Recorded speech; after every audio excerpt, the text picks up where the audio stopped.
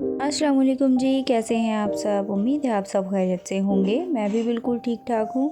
तो जैसा कि आप देख सकते हैं कि आजकल पाकिस्तानी सूटों का बहुत ही ज़्यादा ट्रेंड है और उन्हीं के साथ पाकिस्तानी दुपट्टे भी बहुत ज़्यादा तैयार किए जाते हैं।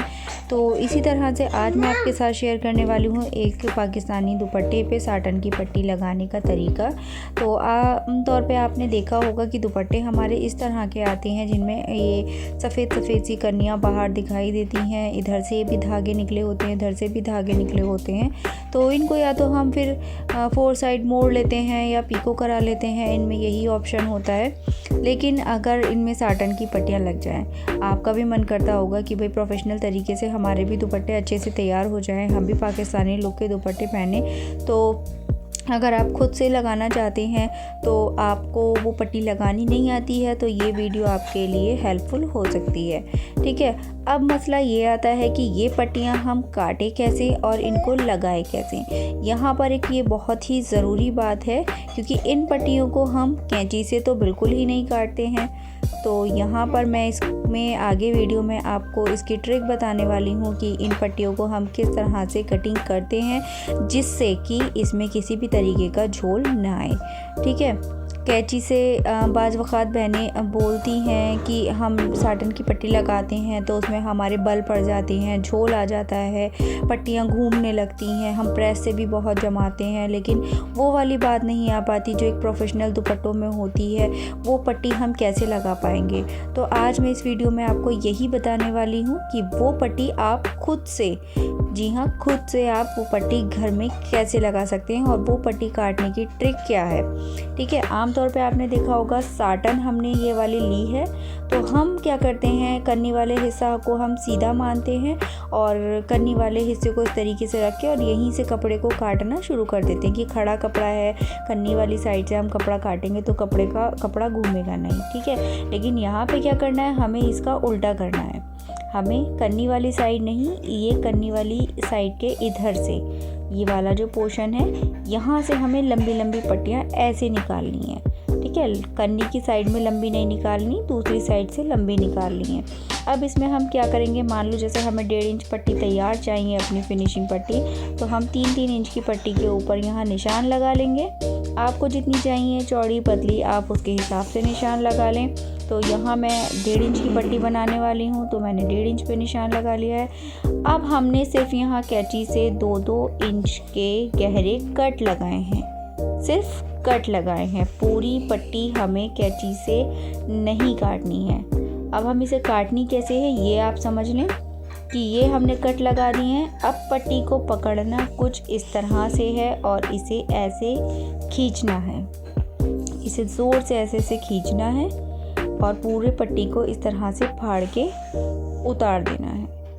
ठीक है, ये इस तरह से आपको ये पूरा उतार देना है। ठीक है, इसी तरीके से आपने जितने कट लगाए हैं उनकी पट्टियाँ आप यहाँ पे ऐसे ही फाड़ के निकाल लें। अब इससे होगा क्या, आपकी पट्टी जो होगी बिल्कुल एक बराबर कटिंग हो करके आएगी, ना वो इधर से टेढ़ी होगी ना मेढ़ी होगी, सिर्फ वो सीधी फटी हुई होंगी और जिसकी वजह से आपकी पाइपिंग लगाने में किसी भी तरीके का झोल नहीं आएगा। ठीक है, यहाँ पर ट्रिक इसकी यही है कि इसमें किसी भी तरीके का झोल नहीं आएगा अगर आप इसको इस तरह से फाड़ के निकालते हैं। ठीक है, कैंची से अगर आप काटेंगे तो कपड़े में टेढ़ापन आएगा, फिर उसको लगाते हुए भी इसमें झोल बनेगा। अब इन पट्टियों को सबको आपस में हमें यहाँ जोड़ लेना है।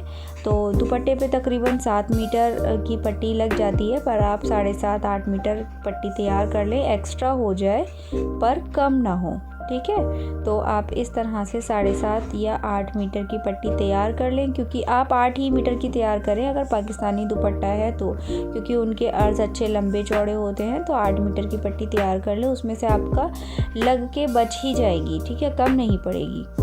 तो यहाँ पर सारी पट्टियों को हमने इसमें जोड़ लिया है। जोड़ने के बाद अब मैं इसमें आपको बताऊंगी इसे लगाने का तरीका कि पाइपिंग के साथ अब हम इसे दुपट्टे पे किस तरह से लगाते हैं। अब हम आ जाते हैं अपनी मशीन पे। यहाँ पर हमने अपने दुपट्टे को सीधी तरफ से रख लिया है और ये वाली पट्टी जो हमने यहाँ तैयार की है, अब हम इसके साथ यहाँ पाइपिंग अटैच करके इसको दुपट्टे के ऊपर लगाएंगे। अगर आप बिगिनर्स हैं, आपको एक साथ मतलब पट्टी लगाने में, पट्टी और पाइपिंग को एक साथ फिक्स करके दुपट्टे पे लगाने में दिक्कत आए तो आप पहले पाइपिंग की पट्टी तैयार कर ले, उसके बाद फिर उसको दुपट्टे पे लगाएं, ठीक है। और अगर आपके हाथ में फिनिशिंग है, आप लगा सकते हैं उसको ईजीली, तो आप डायरेक्ट इसी तरीके से लगा ली जैसे कि यहाँ पर अभी मैं लगाने वाली हूँ, ठीक है। तो कपड़े को कर लेना है पाइपिंग के अंदर डाल के इस तरीके से फोल्ड, और अपने यहाँ हमने जो ब्लैक वाला पोर्शन है थोड़ा सा इसके ऊपर हम यहाँ से ये स्टार्ट करेंगे। वाइट वाले पोर्शन को हमें पूरा छुपा देना है, तो ब्लैक वाले पोर्शन को दबाते हुए हम इस पे लेकर के आएंगे। कपड़े को अच्छे से सेट करना है, पाइपिंग को सेट करना है, पाइपिंग को इस तरीके से कपड़े के अंदर करना है। आधा इंच के तकरीबन कपड़ा मैंने यहाँ इसमें अंदर फोल्ड कर दिया है। इसी तरीके से अब ये पूरी पट्टी को हम यहाँ पर सिल करके लाएंगे। ये आप देख सकते हैं कितनी ही आसानी से फिनिशिंग के साथ ये पाइपिंग यहाँ लग गई है। सामने से तो ये पाइपिंग दिखाई देगी और पीछे से ये पलटा बन के आ जाएगा। तो ये है इसका बेस्ट तरीका लगाने का, ठीक है। इतनी आसानी से आपको कोई नहीं समझाएगा, तो ये तरीका आप अपने आसानी से यहाँ पर पाइपिंग के साथ फिनिशिंग पट्टी लगा सकते हैं। यहाँ पर मैंने सिंगल पैर इस्तेमाल नहीं किया है क्योंकि मैं डबल बूट से पाइपिंग आसानी से लगा लेती हूँ, तो मैंने यहाँ पर ऐसे ही लगाई है। पर लेकिन अगर आपको दिक्कत आती है तो आप सिंगल बूट का इस्तेमाल करें, ठीक है। जो पाइपिंग लगाने के लिए सिंगल बूट आते हैं आप उसका इस्तेमाल करें और उसकी मदद से लगाएं, तो उसमें बहुत अच्छी सी फिनिशिंग आएगी आपकी। और कपड़े को पीछे से खींचते चलें ताकि कपड़े में किसी तरीके का झोल ना आए। अब आ जाता है जी इसका कॉर्नर बनाने का टाइम। तो कॉर्नर बनाने के लिए हमें कपड़े को पूरा इस तरीके से सिल करके लाना है पाइपिंग के साथ और यहाँ हमें उतार देना है, ठीक है। यहाँ उतारने के बाद अब हम इस कपड़े को करेंगे इस तरह से अंदर की तरफ फोल्ड। ये हमने इसे अंदर फोल्ड किया, ठीक है, इस तरह से। और जितना अब हमें यहाँ से सिलाई का मार्जिन लेना है, इस तरह से इसे हमने इसको ट्विस्ट कर लिया, मतलब यहाँ मोड़ लिया, ठीक है। और अब हम इसके ऊपर वापस से यहाँ से सिलाई लगाना स्टार्ट करेंगे। ये आप देख सकते हैं। बस आपको ध्यान रखना है कि कपड़े में किसी तरीके का बल ना पड़े। कपड़ा आप पीछे से हल्का सा खींच के चलें, ठीक है, ढील देते हुए। आपको मैं अभी दिखाती हूँ कि इसका कॉर्नर कितना अच्छे से बन करके आया है। ये आप देखिए इसका कोना कितना खूबसूरत और कितना फिनिशिंग से बन के आया है। ये देखो आप इसका कॉर्नर कितना अच्छे से बन के आया है, ये वाली चीज़। और पीछे से भी देखो कितनी अच्छी फिनिशिंग आई है। और इसको इस तरीके से आप बैंड करके फिर पीछे से आप अपनी पट्टी को मोड़ लें, यहाँ पे सिलाई कर लेंगे, तुरपाई कर लें, ठीक है ना।